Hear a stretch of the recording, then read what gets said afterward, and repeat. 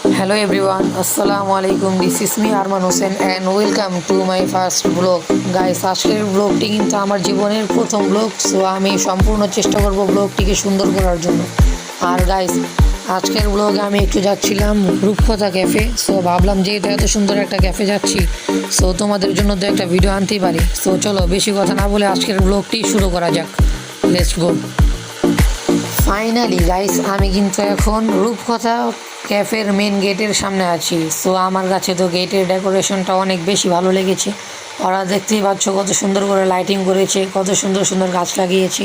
So তোমাদেরকে যদি একটু কাছে থেকে দেখাই, সো গেটটা তোমরা দেখতেই পাচ্ছ ওরা কত সুন্দর করে ঈদের জন্য ডেকোরেশন করেছে। সামনে যেহেতু ঈদ আসছে, সো বুঝতেই পারছো তোমরা।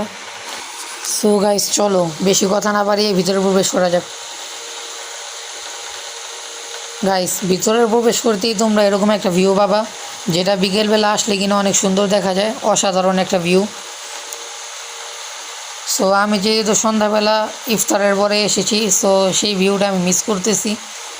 আর তোমরা আরেকটু আগে বাড়লেই দেখতে পাবে এখানে কবুতরকে খাওয়ানোর জন্য কত সুন্দর ব্যবস্থা করে রেখেছে ওরা। এখানে কিন্তু ওরা বিকেলবেলা কবুতরকে খাওয়াই থাকে, এটা কবুতরকে খাওয়ানোর স্থান।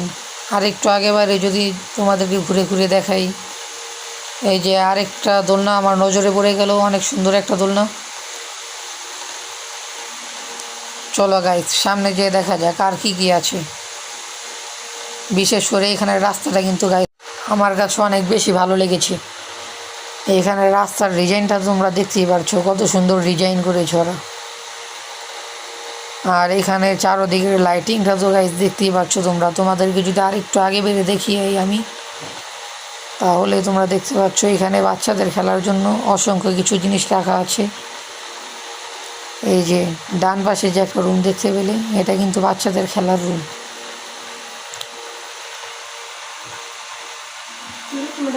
সো এইখান থেকে আরেকটু আগে বাড়তে কিন্তু আমার নজরে একটা ব্রিজ পড়লো, যেটা কিনা তোমাদের একটা পুলের উপর দিয়ে বানানো হয়েছে। এখন আমি ব্রিজ দিয়ে এই পার থেকে ওই পারে যাব পুলের।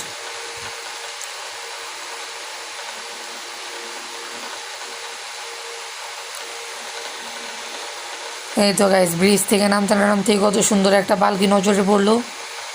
আবার আরেকটা দোলনাও দেখতে পেলাম আমি, দোলনাটা ছিল অসংখ্য সুন্দর, পালকিটাও সুন্দর ছিল। সো চলো সামনে যেয়ে দেখা যাক এখানে আর কি আছে।